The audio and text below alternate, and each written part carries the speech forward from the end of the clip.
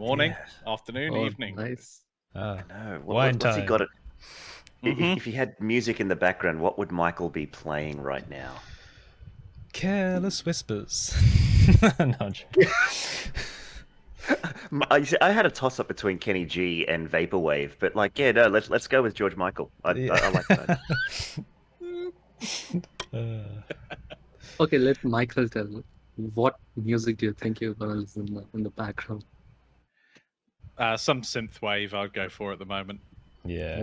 I didn't expect that. I need some gels for my lights, and then I can do the whole synthwave magenta and blue. Yeah, turn up the vibrancy. Put a few of those. You know those string LED lights. They're like backlight everything in the room, and then you've got it. I so want to get a load of. I almost bought a load of Hue strip lights in the past, and they've got the up lights as well. I do like the ability to control, but it won't be long before Elgato come out with something I can just use my Stream Deck for everything without all of those extra integration layers. Yeah.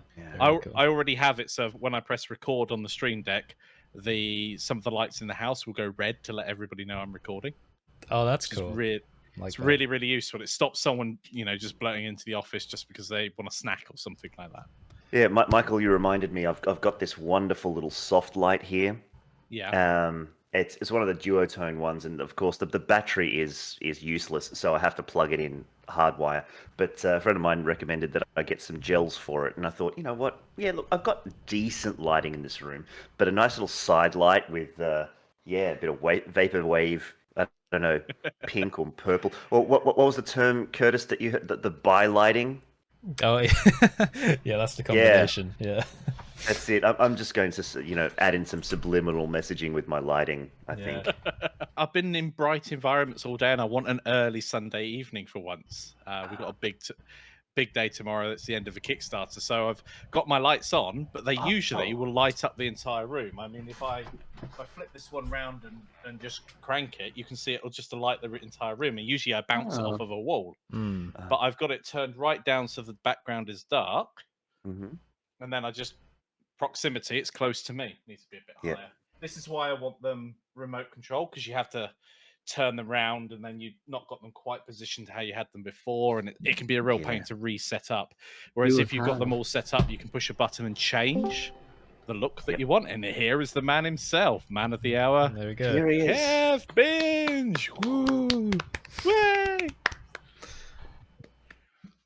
Now I'm not muted. Yay!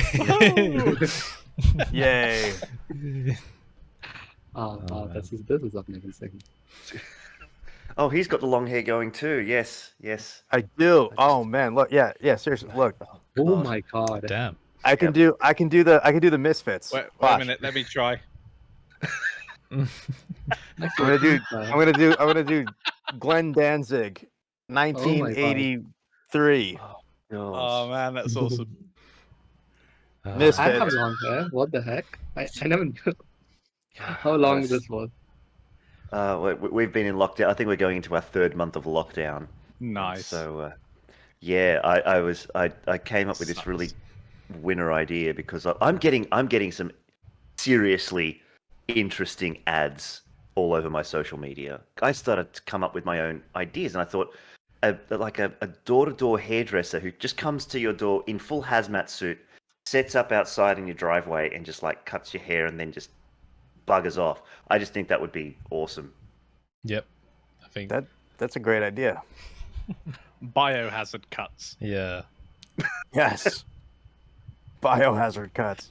As an introvert, I think the whole lockdown and pandemic was a good excuse to no longer go out to get a haircut, because I used to be pressured into doing so.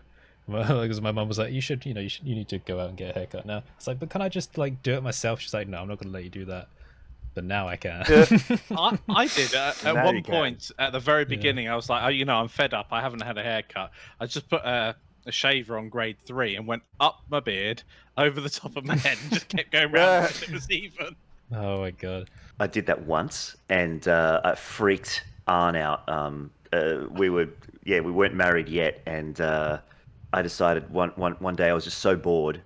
Social media hadn't been invented yet, and so I went over my head, and it was dark when she arrived at my apartment, and and she freaked out because in the back I was backlit, and she's like, what's wrong with your head?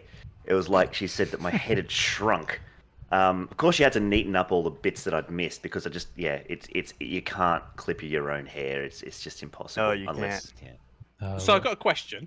Yep. It'll probably, and bringing it back to Blender. I don't know how many times we touched Blender so far, but so earlier on today, just before the stream, I was focused on creating some road pieces for a city, and I'd made a rough set, and I started editing them again, and I was trying to make them fit a form. And in the end, I was just, after spending like 15, 20 minutes playing with vertices, moving around, trying to get it right, I just deleted half the mesh and just went extrude up and across. And that actually solved what I was trying to achieve. So, question for everybody, how long have you spent on a project when actually just deleting and doing 5 minutes work could have actually saved you all that time? Oh. Yeah, that's happened a few times.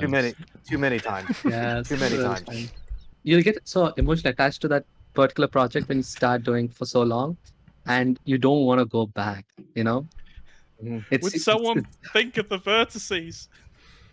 I remember 2016 when I like started getting back into Blender properly, and I was learning sculpting. It was Sculpt January for that year, I think.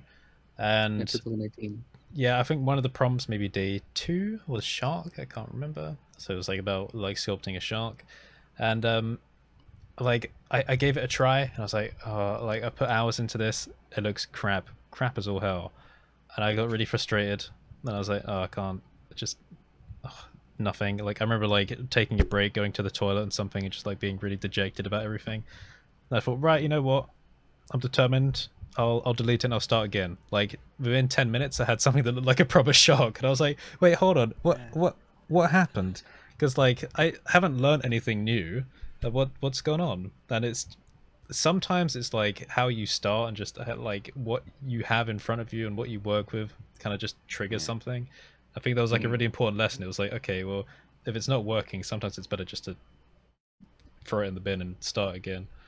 Yeah. Yeah. I mean, I can't really answer that because yes, it's happened, but if I admit to it, it means that people don't want to pay me for the billable hours.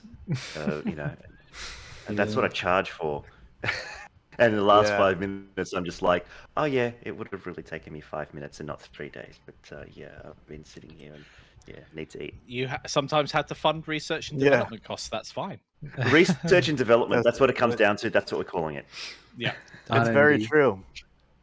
It's like a gear. If a gear doesn't catch right, like it messes up the whole machine. But if a gear catches right at the start, everything flows. So sometimes you just gotta like you have to spend time aligning the gears. So that first thing that you do is aligning your gears, and then everything else works. It's like somebody there's like a rumor, I don't know if it's true, that somebody asked Abraham Lincoln, you have like 24 hours to chop down a tree. How do you spend your time? And he said, I spend 23 hours and 59 minutes sharpening my axe. It's an interesting quote because, coming from things, one habit that I think I think creatives in general should take is warm-up time. We don't put enough credit. We think that we're like machines, like we can sort of sit down, and as soon as we sit at the workstation, we can just start plugging away.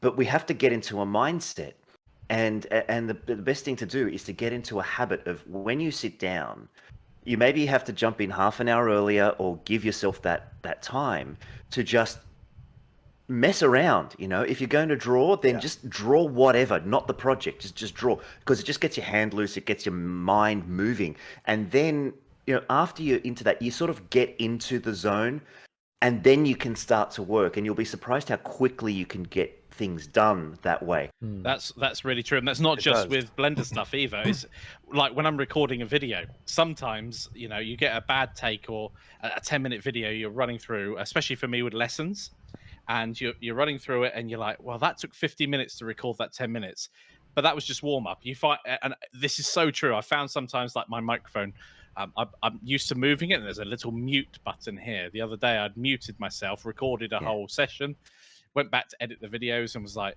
oh, that's a problem. There's and I couldn't just voice over Yeah. or anything like that. So I was like, oh well, that was just warm up, and it was because that session that I sat down for, it was about an hour and a half. So you could take it as, oh no, that's 90 minutes I've thrown away, but then it only took me 30 minutes to do exactly the same stuff because I'd rehearsed it, and that makes a huge difference. Yeah, Oh, yeah. that actually happened for Yep. me today because I recorded a new video and edited it. I spent all day doing it, and I feel like really burnt out now, which in hindsight might have not been a good idea. But I recorded it once all the way through, and it was kind of just stale and normal and like very boring. And I thought I don't really like it that much, so I recorded it again, and I was a bit more expressive, and I showed Charan the final edit, and there's a few jokes in there. But I thought actually that one's got more personality to it, so that I like that a lot more now. Because like after I did the first recording, I kind of watched some of it back, and I was like, it just doesn't feel like me. So, but at that point, I knew what I wanted to say. Like kind of as he's saying, that's the warm up. So I did it again. I was like, hey, like let's talk about this stuff. Talking about the videos we make, I watched Kev's new video.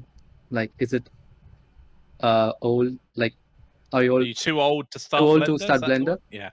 Yeah, it was Oh really yeah, good. I really like that. is it too late to start Blender? Yeah, thanks. I love Yeah, I was it. having like a run through. I was like, you guys had inspired me to kind of like think about these issues, and then I started getting this question. You know, is it too late for me to start Blender? Is it too late? You know, everybody's doing such awesome stuff. Is it too late for me to jump in? I'm like, no, but I need to address that in like a. I'm like, this is. I was like, I started writing to people, and I'm like, this is a topic for a video. I'm like, this is just gonna.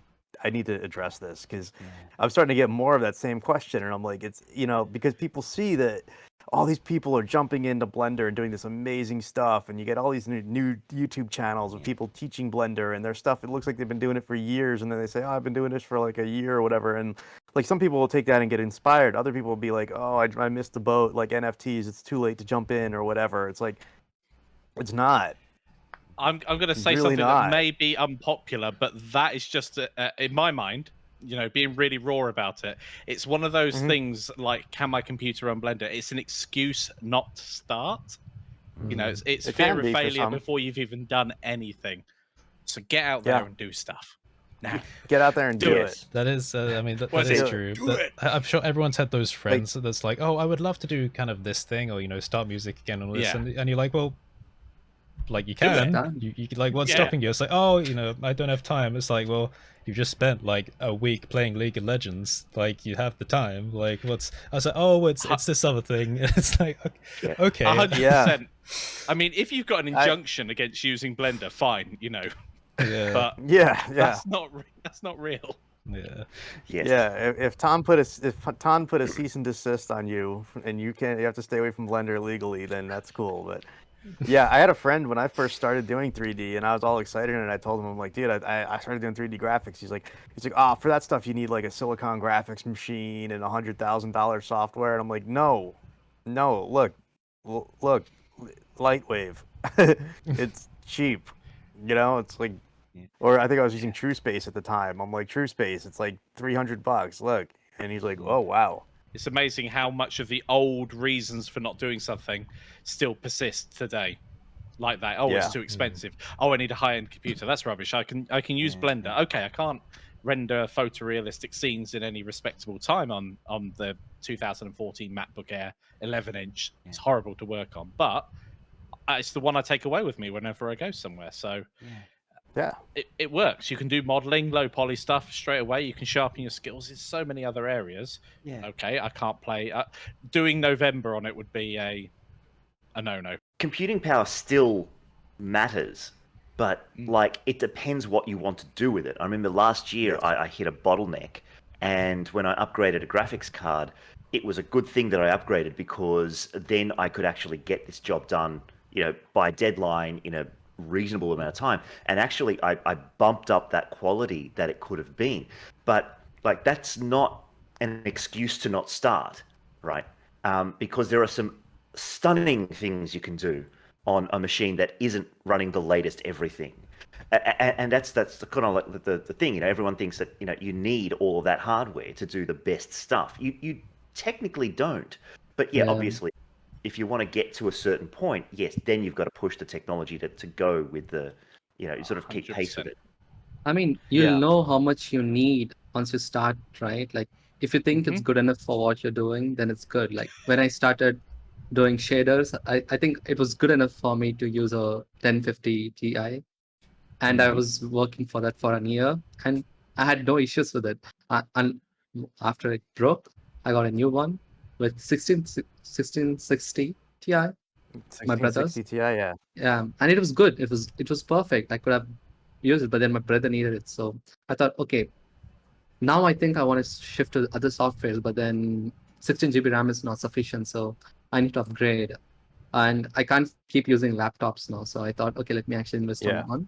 And I got a decent PC, which I think is good enough for the next few years, so that I can upgrade later once that is done. Sometimes it's a case of like, give me a rally car and then I'll become a rally car driver. It doesn't quite work like that in real life. Some people are fortunate enough, they go out, they get the latest and greatest, and they can work on that, or they can cross pollinate. So if they've got a really good gaming rig, that's actually usually really good for something like Blender as well. I was using Houdini on my older computer before I upgraded to the Threadripper, and I was able to do, I was able to push it to a certain point, and I knew where it would stop, and then I was like, all right, well, when I get more power, I'll be able to do this other stuff, and then I could be able to like push it. So I would build scenes right up to the point where it wouldn't work anymore, and just knowing, all right, I'm going to save this until I upgrade, and then I'll just push it. Yeah. And I haven't pushed those scenes yet because I got so busy. But there's so many scenes that I want to push now because I have the power. But you can learn all you need to on a lower end machine, and then when you do eventually get a higher end machine, you can unleash it. Yeah, you use Houdini in your laptop, right? Before? No, I wasn't using a laptop. I was using a desktop, but it was an older. 1070? Well, I still have the 1070. I still haven't bought a newer graphics card because I'm not playing that game. But so I use CPU with the Threadripper, and I can get pretty fast render times out of that. But no, I was using I keep wanting to say a Pentium 2 because that's like ancient and it's a joke. But I was using an i7, but an older one. It was like 7 years old now. So it wasn't very.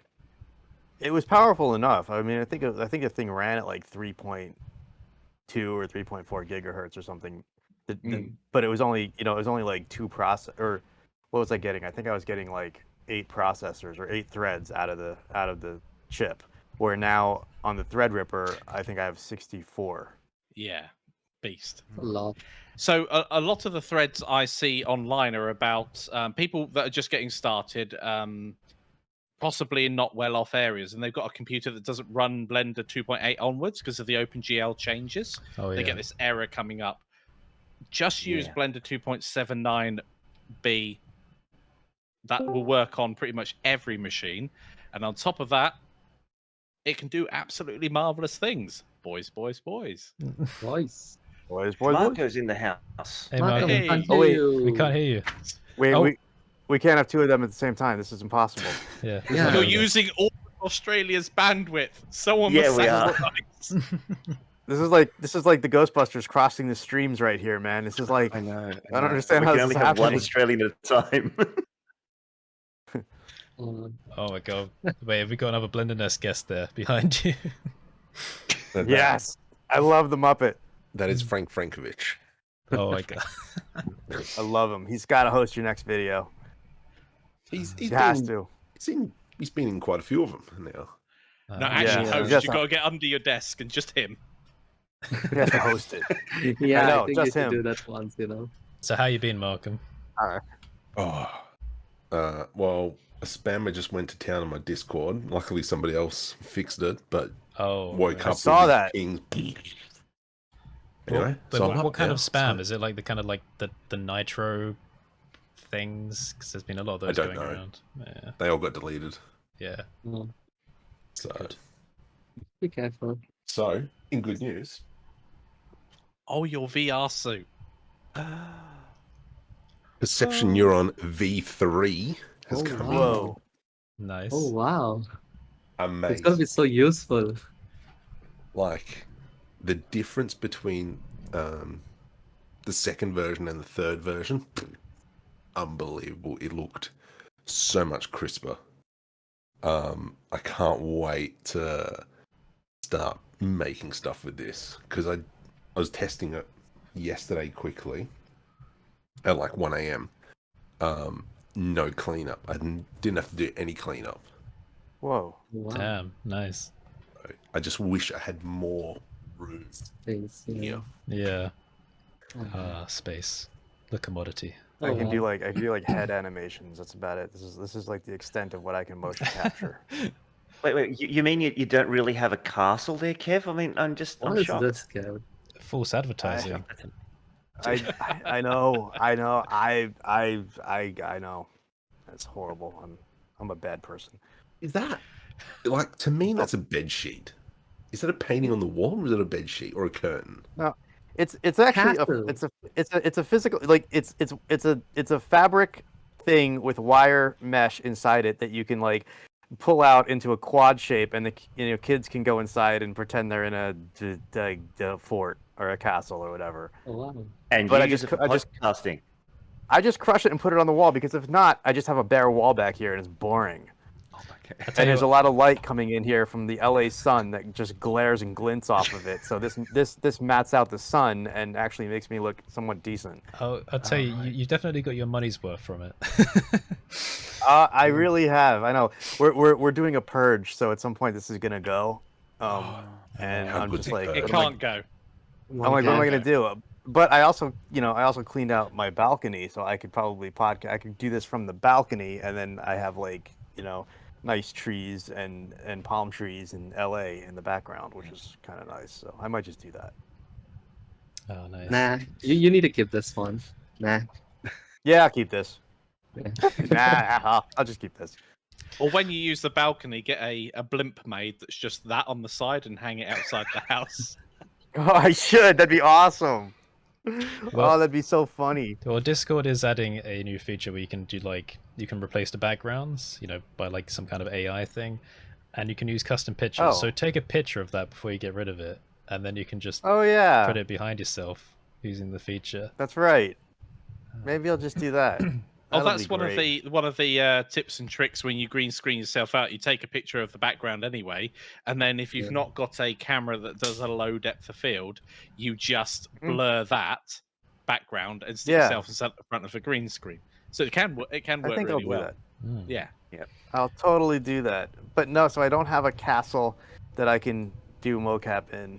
I thought I was going to jump into space and have products and have this support me and all this stuff, and it took a different direction. So no. If any of you have been looking in the work in progress channel, I've started kind of prepping out my new studio space. Then I think I'll need Nice. to start thinking about a background. I already know I'm going to hang up like my tapestry with the logo and stuff. But Nice. I'm still jumping around different ideas because like there's one kind of back corner because my dad wanted me to have like an extra space just in case he needed to like get some work done. But I was thinking about having like a sofa, which might be like a cool kind of podcasting zone. But I've got Saw the the VR space. yeah, I've got the VR Ooh, space, yeah. and it was a You square. need- It was a square originally, but I made it longer into a rectangle for now because I thought, right, once you get rid of space, you can't get it back. So I'll grab as much Yeah. as I can, like with the original plan, and just make that like the dedicated nothing space. So yeah, but I'll keep working on it. That is so Well- true. We our living room is large enough to do VR in on the Quest 2. Yeah. So we've got two rugs on the floor next to one another.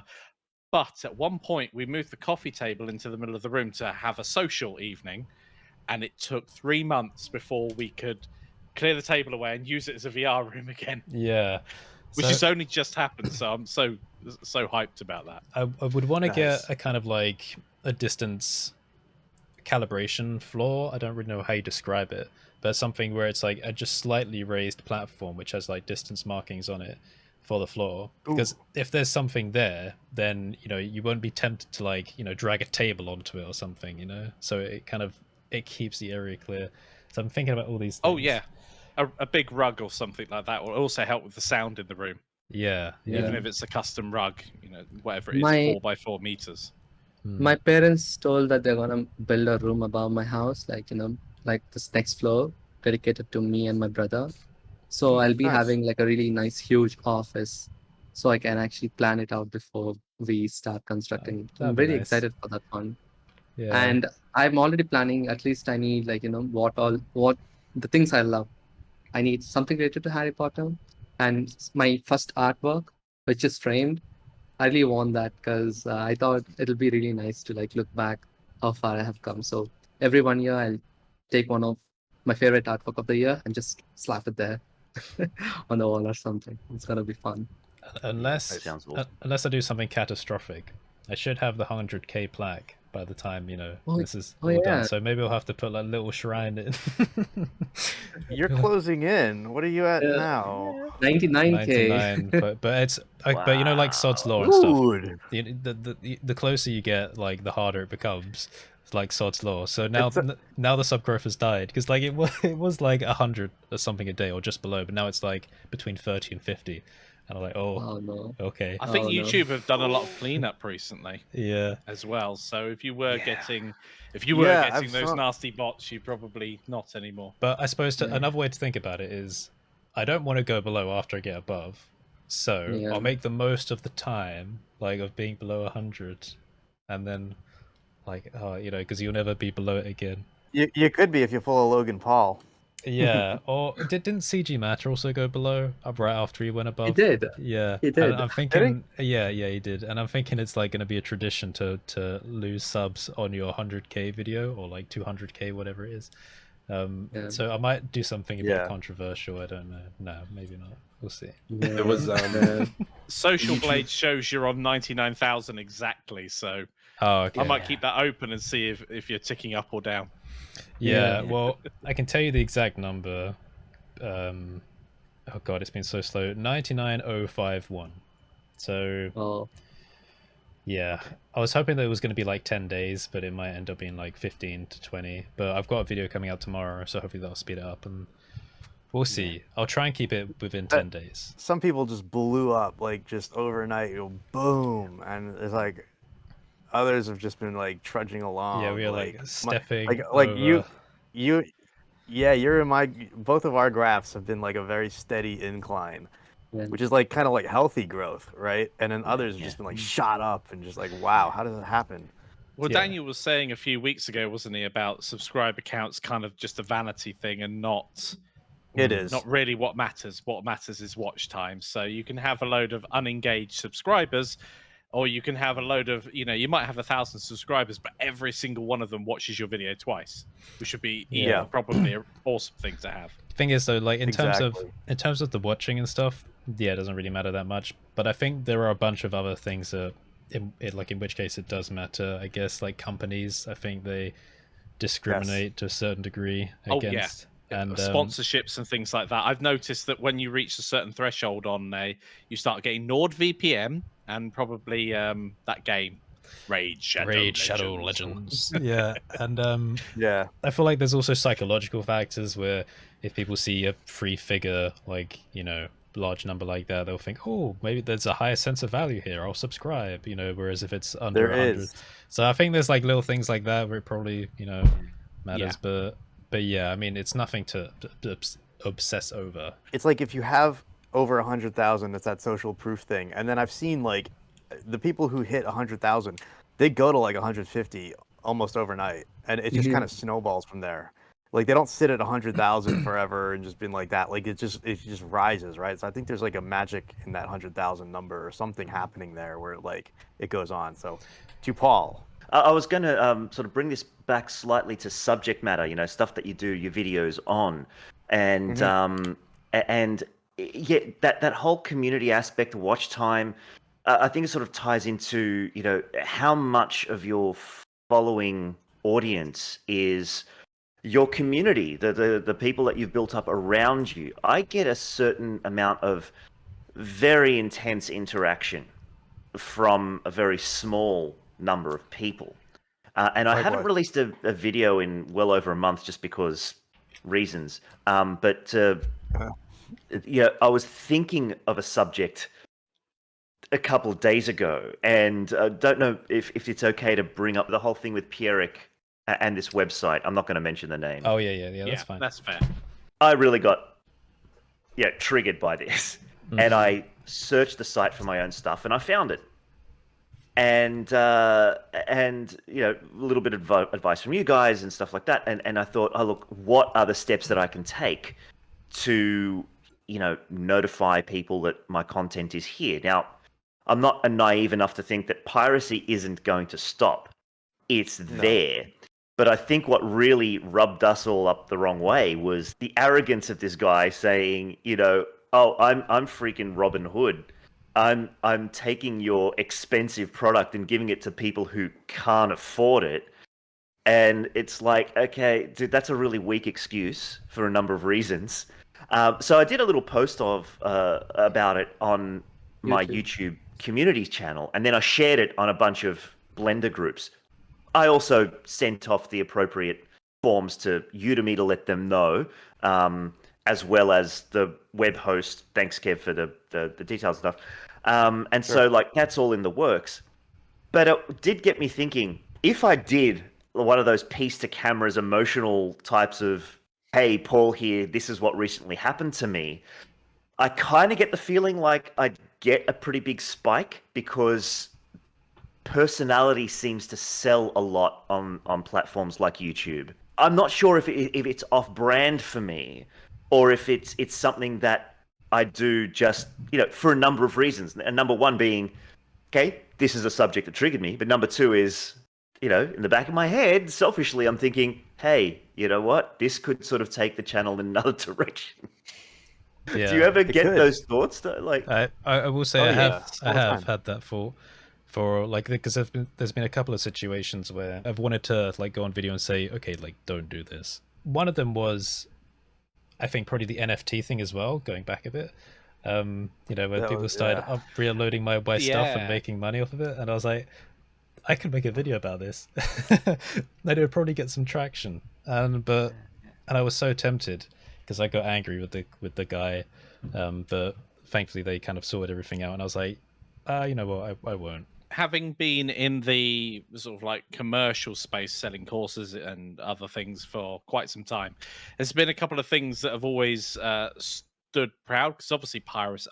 I'll hold my hand up and say, when I was young and naive, I did download MP3s from Napster and LimeWare or whatever it was back in the day. I've just dated myself. Let the record show, Your Honor. I smoked but didn't inhale. This is yeah, exactly. I never used Napster. Ever. No one, unless you're too young, you can. We're admitting that, like, piracy is a thing. Yeah, right. We're not saying we are going to stop piracy. I don't think that's. I don't think anyone is that naive. But anyway, go ahead, Michael. Lars Ulrich can stop there's it. a couple of problems with like a DMCA takedown. It's quite easy on YouTube to just click the button and do it, but it has to be done for every video that contravenes the actual thing. So you end up, if someone's pirated 200 of your videos, you can do a job bulk lot, but typically you'd have to, on most systems, apply it 200 times. You'd have to fill in that form 200 times. You're going to end up creating a bot or some sort of script to do that. But ultimately, the DMC takedown, that's for big corporations versus web distributors and everything else. It doesn't suit the small persons like us, where and I know for a fact I've gone through IP infringement myself. I've started going through the process of taking someone to court, and the solicitor turned around to me and said, looks good. Have you got 100K? Because you're going to need that to prove your point. And so you've got this balance. As a smaller entity, you can't really defend against it monetarily because you don't have enough funds to do so, and you also can't defend against it time-wise because you'd spend all of your time taking down other people. There are a couple of things you can do though to make it a lot easier on yourself. So you can gatekeep or direct people other ways. So one of the great things in courses that I do is I often provide resources. So if it's a texturing part of the course, I provide models. Guess what the pirates are too lazy to do? Download the models. So people have got a course they're following along with, going, "Where are the models? I can't." So there are ways you can obfuscate and sort of hide away functionality from the pirates, which makes the course worthless. There is a merit of truth in the whole. Well, it's for people that wouldn't buy it anyway. I've actually gone on to torrent sites. So I mean, when Pirate Bay was around, I went on there, found my course, put in the comments, "Hi guys, I hope you really enjoy the course. If you want support and updates, be sure to contact me." And we got and I put a referral link in there, and I know that people from that went and then bought the course. That's how you use it for free advertising. Yeah, definitely. And I fully understand that not everybody can afford a $10 course, a $60 course, whatever the course is priced at. It's going to be out of someone's grasp. And all I actually say to people most of the time is, give us an email. Actually, be honest. Don't say, "Here's my student ID," because I've got 50 of those emails. But just say, I really want to buy your course, but I won't discount it to free. I'll never discount to free. I want them to pay at least $1 because that shows they've got some investment in the course. Otherwise, it's going to end up like another freebie on the shelf that never gets watched or anything else. So if anybody's ever hard done by, that's what I always say, contact me, and then off I go. Here's a link, and you get support with that and everything else. So Marco, you got a story about someone who tried to get a freebie out of you. The only one that comes to mind is when some guy, he emailed me pretending. Yeah, he was pretending to be something, and like a corporation. And he's like, "Oh, I've lost access to these files. Can you please send me the add-on?" I'm like, "What? Hang on." So I checked his email. Email address was something completely different. And then I'm like, "Look, you're not from the Blender market. You're not one of the support staff. You're not on their website. You own the website." And he's like, "Come, bruh. Just give it to me for free." And he used a few other N-words and such, and I'm like, what? That's the only thing that comes to mind. Yeah. But it was like totally broke character. I put free content out there on YouTube, which is easily accessible and all that sort of stuff. I even got in contact with a guy in China, which I know have got really draconian laws when it comes to things like YouTube. And he said, "Look, he emailed me, he goes, 'Is it okay to copy your stuff?' And I think I got into this relationship with him and said, 'I don't want you to get in trouble. What if I upload it for you and then you can upload it to your server just in case, YouTube finds where you're getting it from and shuts you down? I don't want that to happen to you.'" It sort of got a little bit difficult to manage, but like that was a sort of extent that I'd go with. I'd say, "Okay, look, here's the free stuff." The paid stuff is essentially what you're teaching on the free stuff, but it is a different market and it's done for a different audience. And, then I sort of put my more conservative, capitalist hat on, I guess. And I go, you have to invest in yourself in order to make money. Yeah. One of the things at university, so we're going back a few years, back in 2002. Jeez. I was in year 12. We played poker, and we used to play with chips. Fine. We swapped the chips out one day. We'd all collectively amongst us saved up enough pennies, 2 pence, just really low value. But my word, did it change the way that everybody played. And, we'd have a pot at the end. Yeah. But essentially, it was amazing the difference that actually using real currency made. A phenomenal difference to the attitude. Yeah, I wanted to add a bit about the kind of video re-uploads and the piracy and stuff. I always look for intention, because I don't ever want to say I'm okay with people re-uploading or redistributing stuff, because I don't want to give people a free license to do it. But there are a few cases I'm okay with it.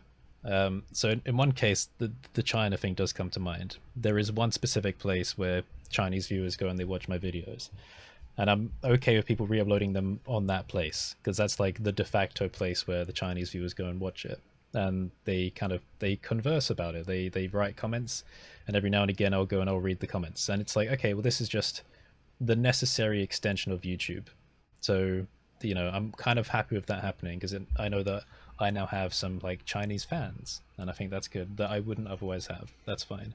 Yeah. But I've had people re-upload the content for other reasons. One of them that happened quite early on is the whole, the translating one. Now I'm like, where someone will take the video, they'll say a different language over it, they'll re-upload it. So the intention behind that is, I think, usually quite fine. You're trying to make it accessible to other people, but it depends how you do it. Because there's one person in particular that re-uploaded one of my videos, just said, a different language over it. I don't want to be too specific because then it'll be easy to find them. And then they re-uploaded it, and I was like, look, can you not do that? Like, if you want to help, I am willing to have you help me like write the subtitles, for the videos in that language. Would you be okay with doing that, since you want to make it accessible to other people? They didn't get back to me. They were speaking to me up until that point. I expressed my kind of like disinterest in what they were doing, but as soon as I offered them to help, they stopped responding. I was like, right, you've made your intention clear now. And they so I did a takedown strike thing on them, and it like took it down for a while, but it comes back up automatically if they refute it. So they refuted it, and they said, I'm not trying to make money off of it. Do you know what they did as soon as they got partnered? They monetized the video. And more than that, they also advertised their Patreon at the beginning of it. So it's like, Oh my god. you're not being helpful. Your intention is clear. I'm not okay with it. You're not doing it to help make it accessible to people. You're doing it because you can't come up with your own content. That's what it is. Yeah. So again, talking about intention and the kind of piracy stuff, of course piracy is going to happen, but having a look at the particular website that I'm thinking of, the one where the guy is kind of also asking for donations, like as he's pirating the content. So I'm like, okay, well, if you were just pirating it to make it accessible to other people, I'm not going to say I'm okay with it, but that's going to happen, right? But now that you've put the donation link on there, you can't play Robin Hood anymore, because You can't.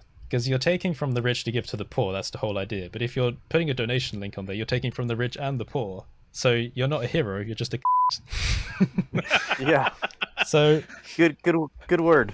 so you can't. Oh, my bleep's going to get a workout. Yeah. So you can't play that anymore. Like it's just those little things where people try and get a further away. So I'm okay with certain things, like when the intention's clear, but when you can see that it's not, and it's just maybe it's just one little signal like that, you're like, nah, not playing that game.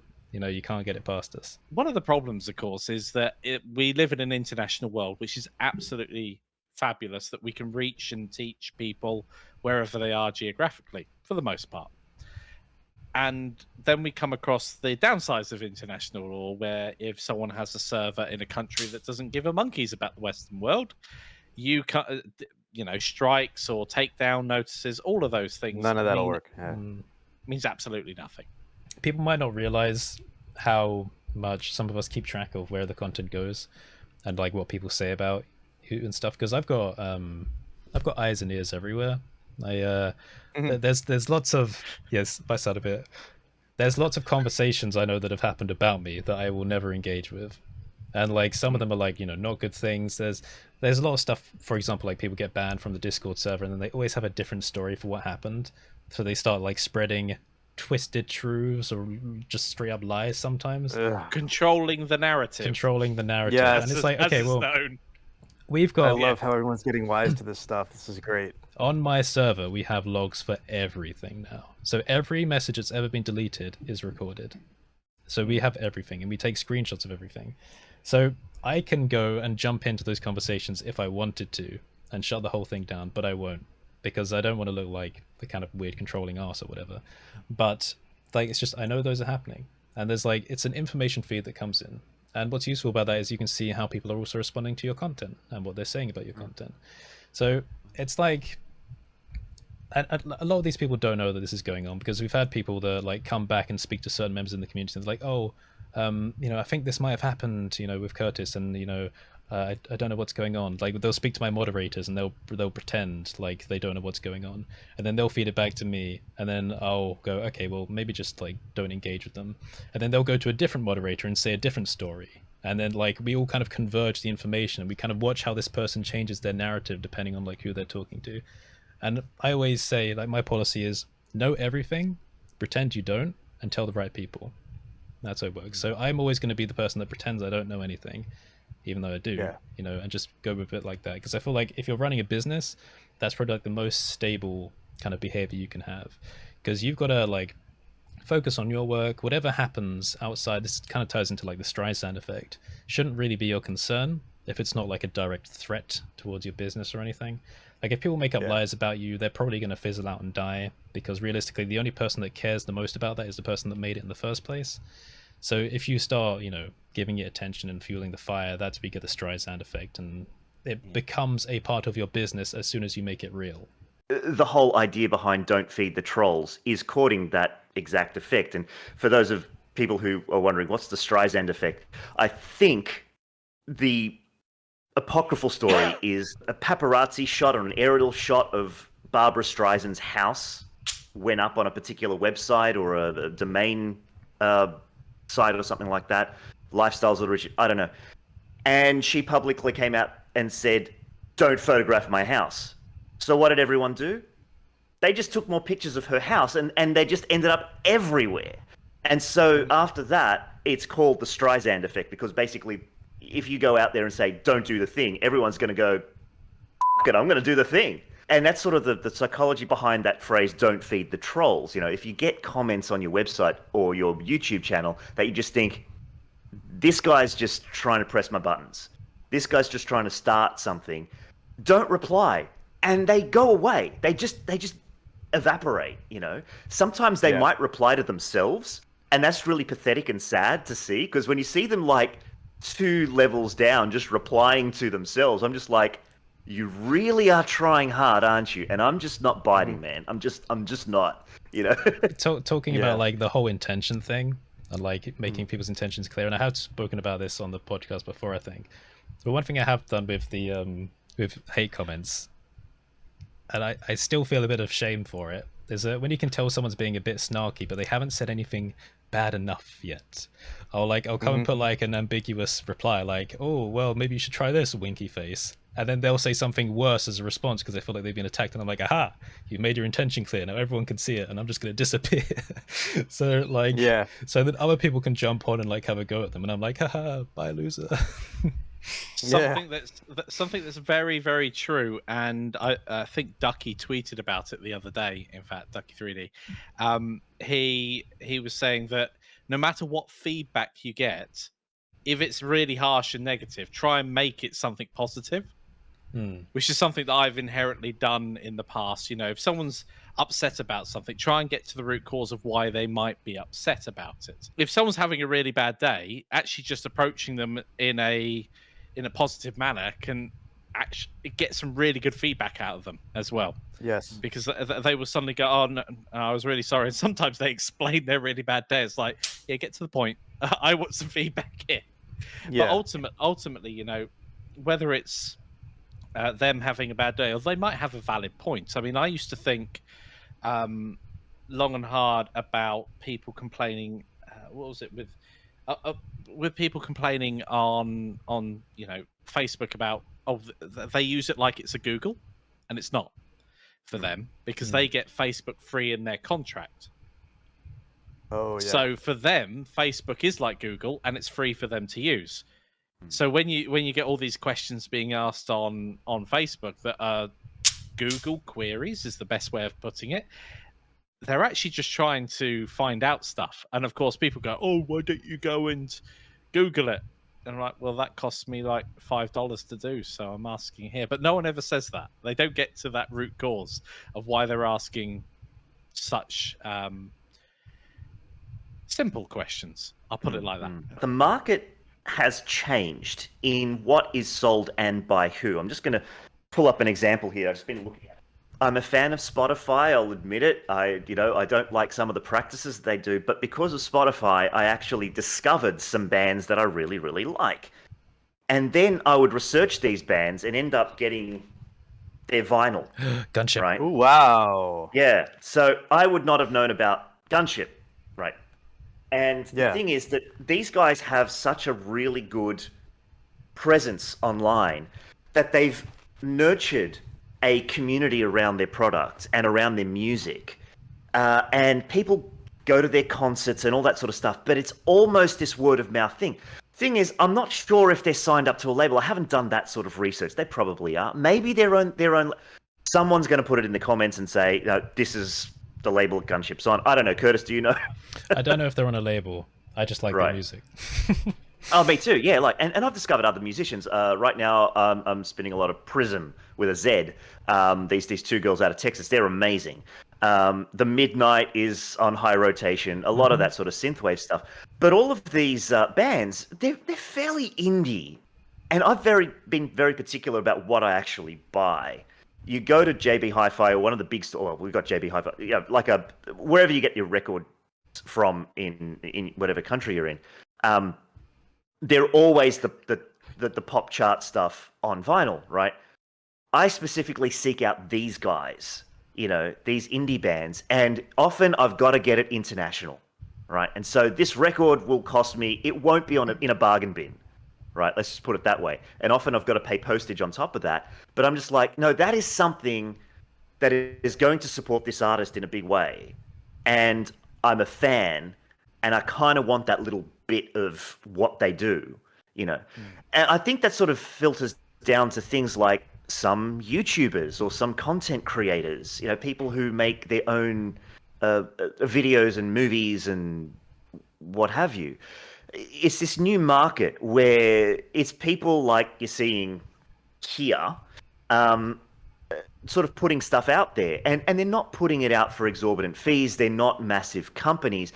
And so when people get pirated, because I'm like, no, you're not fighting the man. You're fighting someone who's like you, who has a passion and have done this. You should be supporting them. Okay, rant over. No, I agree with all of that. I mean, someone who's independent, indie. I mean, we're all indies in the Blender space or the 3D space. Essentially, if we're on YouTube and developing our stuff along those lines, we're not affiliated with a large corporation. I don't know where that crossover threshold actually lives. Because if you're an indie, but then you develop into a team of people, you might have an editor, you might have a script writer. All of these things can suddenly build up so you're a team. Are you still an indie at that point if there were 5 of you? Because you're still an independent studio developing. I don't know when it's not independent anymore. When Disney buy you, I suppose. That that makes me think about like the self-employed versus like limited company kind of conversation. Because my dad is definitely professional, like like top game, kind of pro tier, whatever. Like insert your modern day like teenager term for whatever cool is, pog champ. But sorry, Michael, not what someone has to explain that to me in a second. So just like finish the story and then someone explain pog to me. I'm old. But he's self-employed. And he's always been self-employed, even though like he's working for big productions and that, and everyone else is just like kind of contracted off, but like the production pays for their wages and stuff like that. But does that mean that he's still independent? Yes, in a way he is. You can jump around. He doesn't need like there's no kind of corporate binding there, but he's still professional. I think it's maybe the terms are a bit too simplistic now. Maybe we need new ones, but I think the terms just don't really apply in the modern day as much anymore, because there's no harsh boundary between what is professional. And like my dad's brother does the same thing, and he works for my dad, but he has a limited company just because he prefers organizing it that way. So does that make him more professional because it's kind of more official or not? I don't know, but I think from what I've kind of learned, I'm probably just going to stay self-employed, just for like simplifying tax records and all stuff like that, just to keep it all under control, easy to keep track of and stuff like that. So I guess I'll always be indie in that regard. So what does pog mean? I learned it as when the old game pog, when you would do a good slam. I don't know what it was. I don't know. Right. I won a lot of pogs when I was little. Pog just means cool nowadays. Good. Yeah. Good. Cool. Yeah. Or poggers. Poggers, yeah.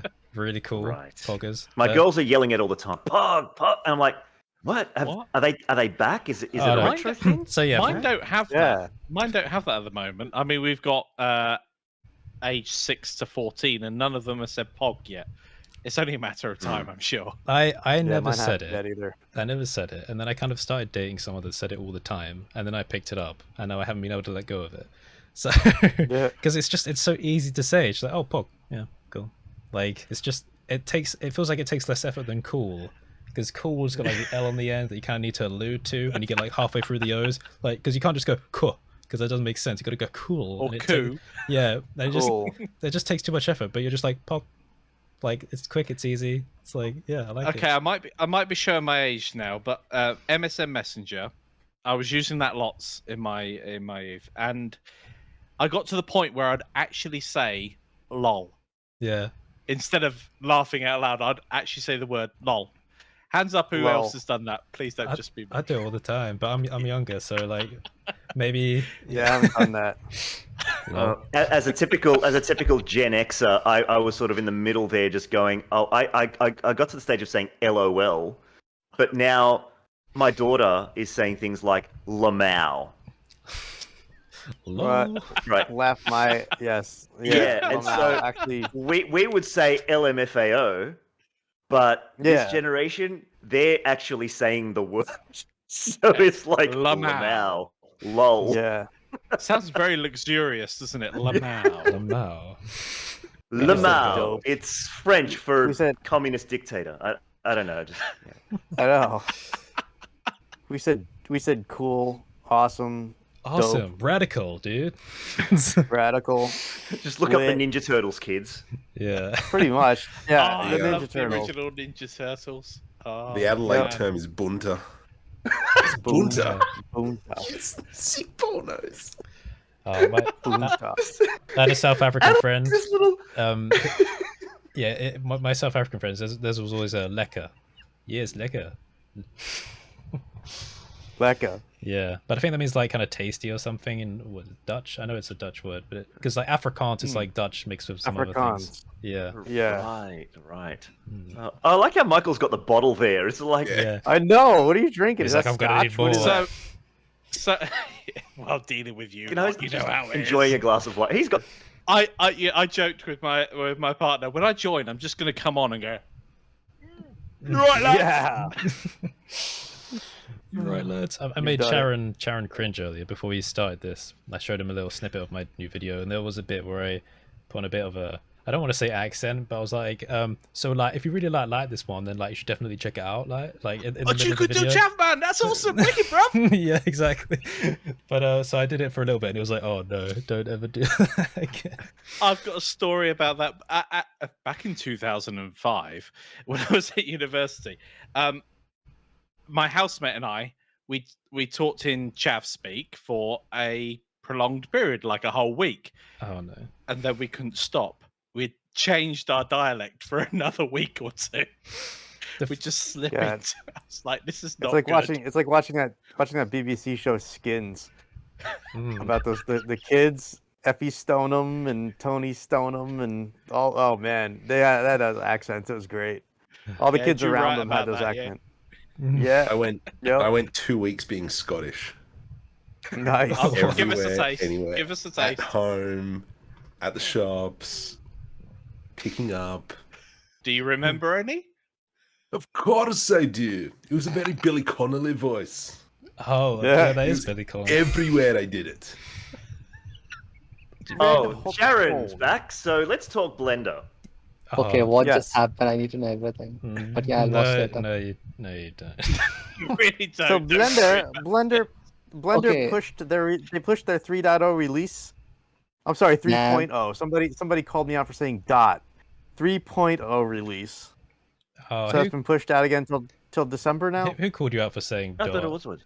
Some crackhead on YouTube. I don't know. Some- I Okay. don't mind it. Three Like, dots. you just is lost- pushed you out just to lost- December. 3.0 Thank you, sounds 3.0. cooler. It sounds cool. It's like 3.0. Yeah, coming along. 3.0. Way back in the day, saying Z space or Z space Oh, yeah. really put you ahead. You didn't even need to know what the hell Z space was, but if you just dropped it casually into a sentence, people just go, "Oh, this guy must be into graphics." Yeah, I bet you he pulls at the club. Yeah, exactly. He pulls That's at what the they all club. say. Oh, I sorry. don't use subdivision surface modifier. Yes, Yeah. sub D. Oh, Yeah, it's like I should just walk into the limelight Zombie. with an Sorry. Autodesk shirt on, and I just got the crowds. I feel like for some reason I've become like the parent now. It's just like keeping all of you on a one of those leads. You're keeping us on the up and up. I'm the dedicated driver. That's what it is. Yes. Let's give Designated each driver. roles, Designated, right? Like, that's I it. mean, if Curtis is designated driver, then what is Kev and what is Kev? What is Paul and what is everyone? Oh, we're the guys in the back seat, just like yelling out the window. We're the ones doing whippets in the back seat, forgetting where we are in our own hometown. Oh, wow. Standing outside, like, did this thing have a sunroof before? Well, it does now. Up the kick! He's got the paintball gun. Oh man. Let's end on a Charan topic. Charan, bring us home. What have you been hungry. working on anyway at the moment? I know you've been you've got your job, which is absolutely amazing. And you're out of the track. I rejected the job. Wow. Yeah, I did because they Rightfully said they're gonna so. pay $225 per month.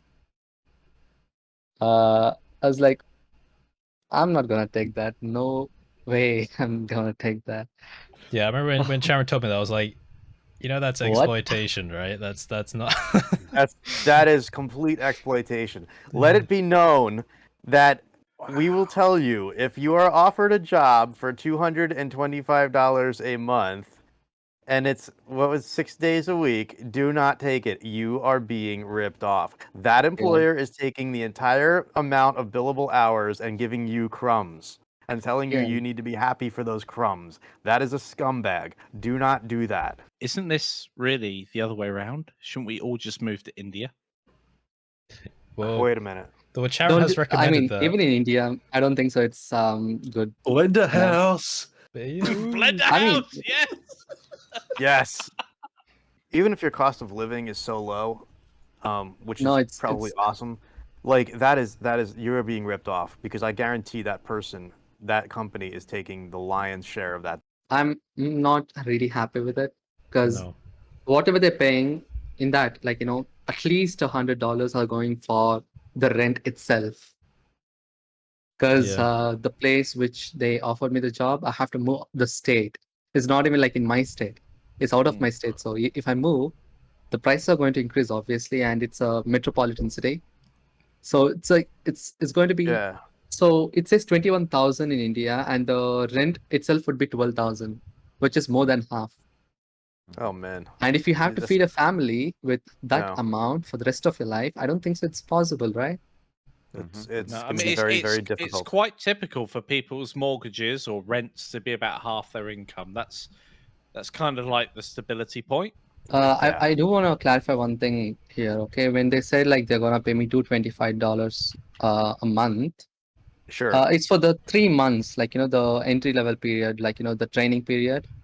And Okay. then So yeah. based on my performance, it might increase by 10% or 15% or 30%, which let's say even it's double, it's $500 a month, right? That's still really I low. mean- 450, yeah. Sheesh, That- if someone handed me an yeah. extra 20 quid for doing all that overtime. Yeah, and then I asked like a price, okay? They were like, this is what we pay. I said, if you have to give me a minimum of this much, even if I have to consider it. And they were like, this is how much we pay for the senior modeler or like senior artist. I was like, what? Yeah. No you, way. you made the right move. Honestly, Yeah. I've seen the caliber of your work and what you're able to pull out now. You're worth a lot more than that. Thank you. Definitely. Thank you. I was really depressed, You made the right know? move. It's, Yeah, it's the I- classic case of someone's always willing to underbid you. But It is. I would say you should never sell yourself short because that's just a race to the bottom. Yeah, It is. I felt really bad because this was the one good opportunity for me to get into the actual industry. Like it's very hard for like people, and I do think they really wanted a Blender artist who can do good stuff, and they saw my stuff. They gave really good compliments and everything. But then when they came to the money, I think they think because maybe Blender is free, they had this, I don't know, the mindset of, okay, Yeah. it could be. Yeah. Like, It's you're possible. not Yeah. gonna pay anything. It's kind of sad that it's symptomatic of that, the thing Right. that we keep coming up against, which is, how come you're selling a Blender product? Blender is free. Your Yeah. education and time and effort should be free also. And now it's seeping into the job market. So like, Yeah. oh, I'm going to hire a Blender, Artists.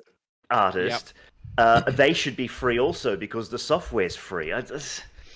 Yeah. I've come across that argument so many times. I mean, we deal with Godot, the game engine, which is free.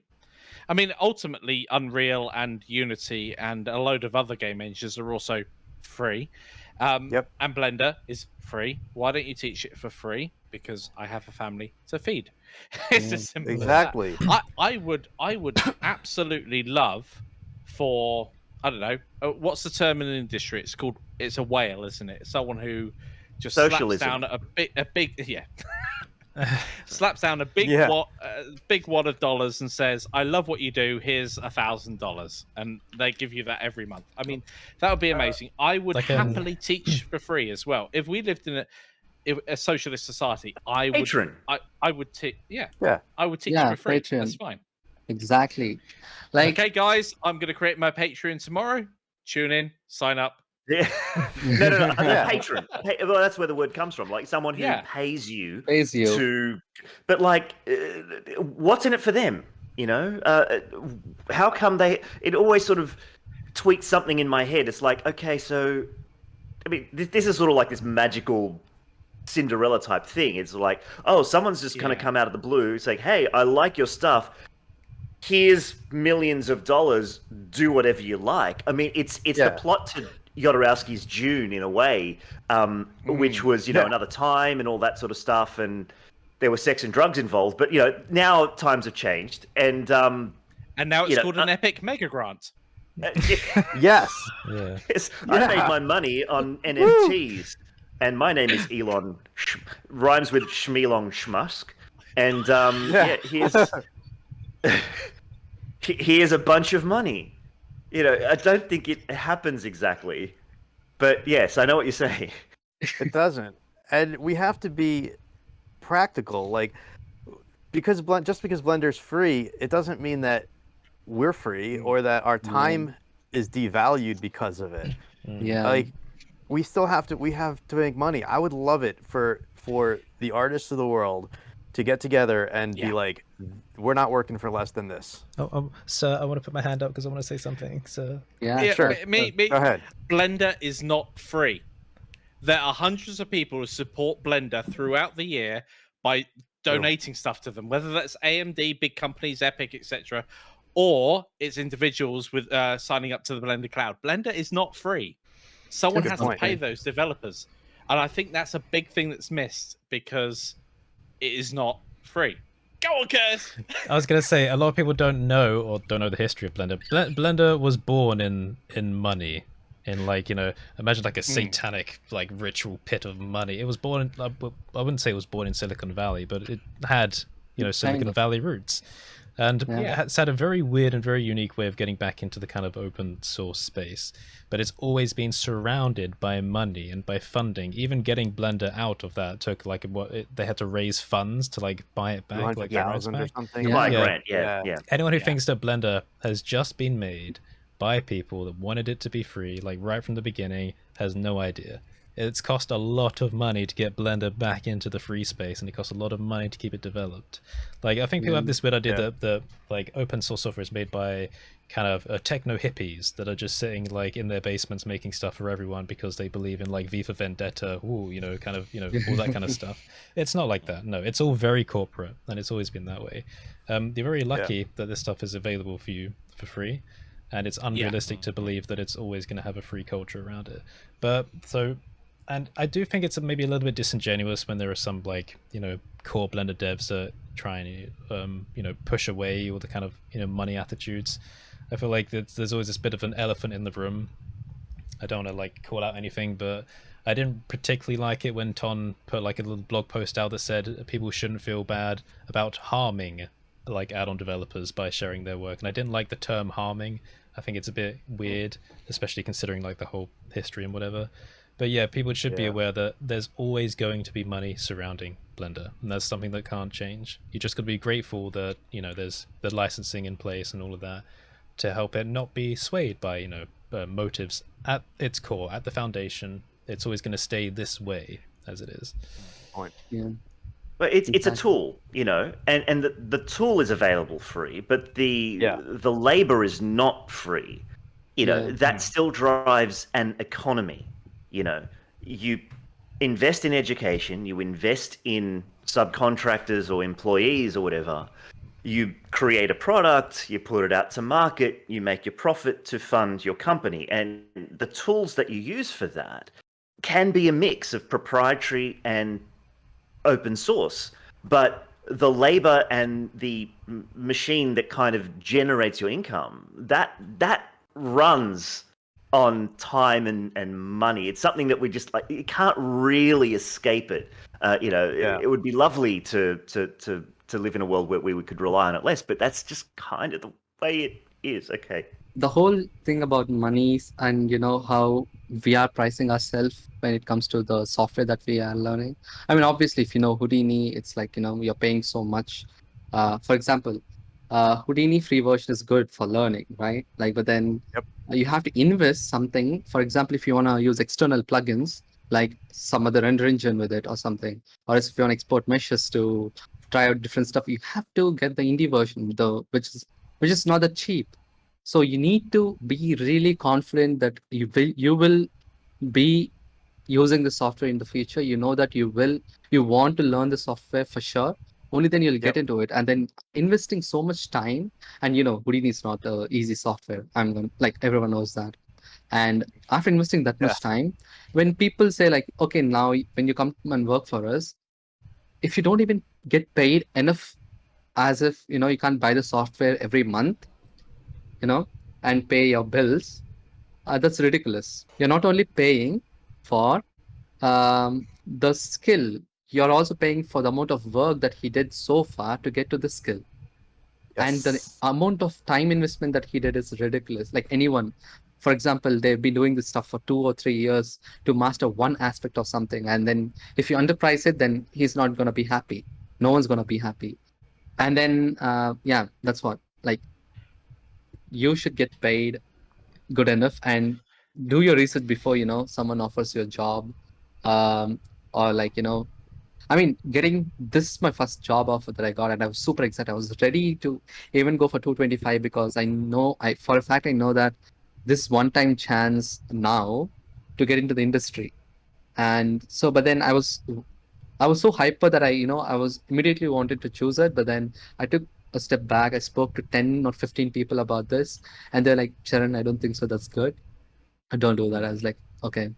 And then I asked myself, is it worth it? And do you think like you will learn a lot, or else you're going to get under a lot of work that you won't learn anything and you'll get overwhelmed? So it's like, so weighing that stuff, I didn't think the pay is not for me, so I just left it. There is a line between working on projects that you really feel that you're behind and taking less money versus being exploited. There's nothing wrong with seeing a project that doesn't have a big budget, but you really believe in it, or you really like the people, and you know that in the future there might be more, or you just really like the people that you're working with and you want to do the project.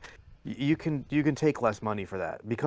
It becomes a passion project. It's something that you're invested in emotionally. You like it. You like the people. It's a great cause or whatever. That's fine. And I'm totally cool. I do that too. I'll dip if I really love something. I'll be like, yeah, I'll take less because I love it. I think it's going to help the world. It's going to help the people. The people are in a bind, and I'll go help them out, and they don't have a lot of money, but I know I can help them, and I really like them. Sure. But there's that other side of like the business people that will form companies using exploitative business practices, and you don't want to fall for that. And a lot of artists do, because you're so, especially new artists, you're so you want to jump in so badly that you're going to take whatever opportunity you can. And there's nothing wrong with that, but know that you're being exploited. Yeah. It's really difficult though, as an inexperienced person. I've been there. You sometimes don't realize you get the promise. A great friend has said this to me: the promise of jam tomorrow. So you're promised something in the future. You know, Rodney's in Only Fools and Horses. You will you know, this time next year we'll be millionaires. So you stay with it because you've got this almost false or just prophetic sort of like future that you can believe in, that you possibly can reach. I've been in that position, and you know, I spent a lot of energy and resources on that type of thing. But ultimately, as you were saying, Kev, you need to be a bit more wise. This is from the stupid person saying, "Be more wise to the younger generation." Or, you know, if you're working for a company, basically they want to make dollar out of you.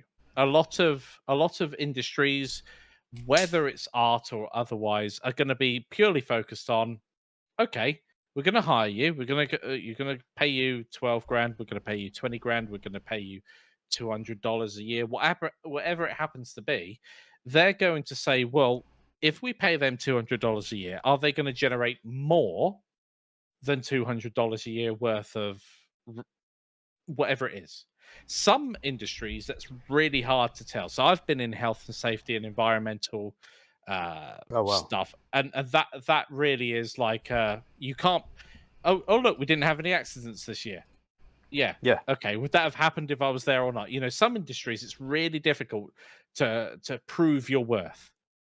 If you're cranking out assets and you've cranked out like 300 assets and everybody else has cranked out 50, you're definitely worth more to a company if they were good assets at the same quality than, you know, those other 50 assets. You've got 6 times the performance.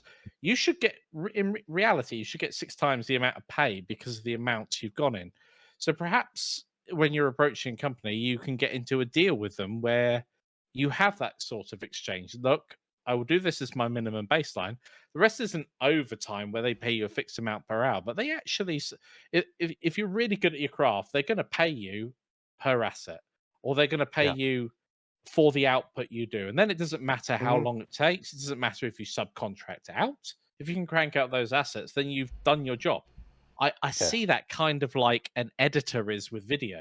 If you have a good editor, they're going to make amazing video for you, regardless of the source content. It really, an editor really shines. And when you get to assets and post-production, that can really start, it is the polish on everything, and you can really polish up everything. I mean, there's an old saying that you can't polish a turd, but it is true. Also, just to add on the end, talking about polishing a turd, I do remember, I think the Mythbusters did an episode where, do you remember this? They actually didn't they cryogenically freeze it? I don't know. It was something to do with like lion turds and adding water. Yeah, they got a lion turd because it's got the highest amount of protein, which means it's stuck together so well. And then they just polished. Yeah, it's like a piece of art. It was good. Right. And it turns out you can polish the turd. Yeah, so I'm gonna close off. I have no idea what you guys are talking about. No. Goodbye, everyone. And that's where you need to end the video, Paul. And it turns out you can polish a turd.